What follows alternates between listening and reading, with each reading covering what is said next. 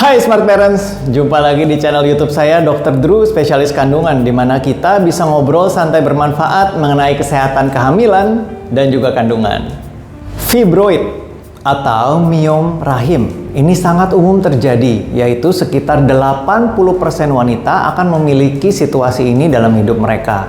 Meskipun tidak semua orang memiliki gejala yang mengganggu. Kabar baiknya Smart Parents bahwa pengobatan sudah tersedia untuk masalah terkait fibroid seperti perdarahan menstruasi yang berat, nyeri atau tekanan di daerah panggul, atau masalah dengan kehamilan atau bahkan sulit untuk hamil. Jadi pada video kali ini saya akan bahas secara singkat mengenai penyakit fibroid atau yang disebut juga dengan mioma pada rahim. Silakan disimak sampai selesai. Apa itu miom rahim atau fibroid?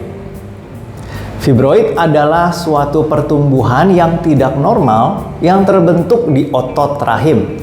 Rahim adalah bagian tubuh yang menampung bayi ketika seseorang itu hamil.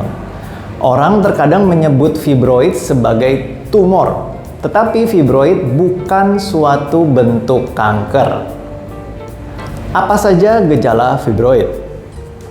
Fibroid seringkali tidak menimbulkan gejala sama sekali. Namun, gejala yang mungkin timbul akibat fibroid antara lain benjolan berat yang terasa berat pada perut, kemudian rasa nyeri atau tekanan atau perasaan penuh pada perut Anda, kemudian keinginan untuk sering buang air kecil, lalu sembelit atau sulit buang air besar, dan juga kesulitan untuk hamil.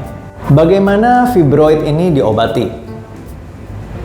Ada beberapa pilihan pengobatan. Setiap pilihan ini akan memiliki resiko dan juga keuntungannya sendiri-sendiri. Beberapa pilihan pengobatan ini tergantung dari beberapa hal, seperti bagaimana gejala Anda, berapa usia Anda, atau kebanyakan fibroid itu sebetulnya menyusut atau berhenti menyebabkan gejala setelah menopause, yaitu saat periode menstruasi telah berakhir. Kemudian, apakah Anda ingin hamil di masa depan? Apakah fibroid Anda ini menyebabkan begitu banyak perdarahan sehingga Anda mengalami kondisi yang disebut dengan anemia dan bahkan memerlukan transfusi darah? Dan ukuran, jumlah, dan lokasi fibroid pada rahim. Berikut ini adalah beberapa pilihan pengobatan untuk fibroid. Yang pertama, obat-obatan. Pil, stiker atau patch, cincin vagina, suntikan, dan implan yang digunakan untuk kontrasepsi semuanya dapat mengurangi perdarahan selama periode menstruasi Anda. Beberapa jenis alat kontrasepsi atau IUD juga dapat membuat menstruasi Anda lebih ringan. Selain alat kontrasepsi, ada juga beberapa obat lain yang bisa mengurangi perdarahan yang hebat. Jika perdarahan Anda adalah gejala utama Anda, dokter kandungan Anda mungkin akan meresepkan salah satu dari obat-obatan berikut ini. Kedua, pembedahan untuk mengangkat fibroid. Ini disebut juga dengan myomectomy. Selama operasi ini, dokter akan mengangkat fibroid tetapi meninggalkan rahim pada tempatnya. Hal ini efektif, tapi tidak selalu merupakan perbaikan yang permanen karena fibroid dapat tumbuh kembali. Myomectomy seringkali merupakan pilihan yang baik bagi seseorang yang masih mungkin ingin hamil di masa depan. Ketiga, pengobatan untuk memotong suplai darah ke fibroid. Ini disebut juga dengan embolisasi arteri rahim atau embolisasi fibroid rahim. Selama prosedur ini, dokter akan memasukkan tabung tipis ke dalam pembuluh darah, kemudian mereka menggunakan seperti manik-manik plastik kecil untuk menyumbat arteri yang membawa darah ke fibroid. Setelah prosedur, fibroid tidak lagi mendapatkan suplai darah, sehingga akan diharapkan menyusut. Prosedur ini tidak sesuai untuk seseorang yang masih ingin hamil di masa depan. Keempat, pengobatan untuk menghancurkan lapisan rahim. Ini disebut juga dengan ablasi endometrium. Selama prosedur ini, dokter akan memasukkan tabung tipis ke dalam vagina melalui leher rahim dan ke dalam rahim. Kemudian mereka menggunakan alat yang dimasukkan melalui tabung itu untuk menghancurkan lapisan rahim.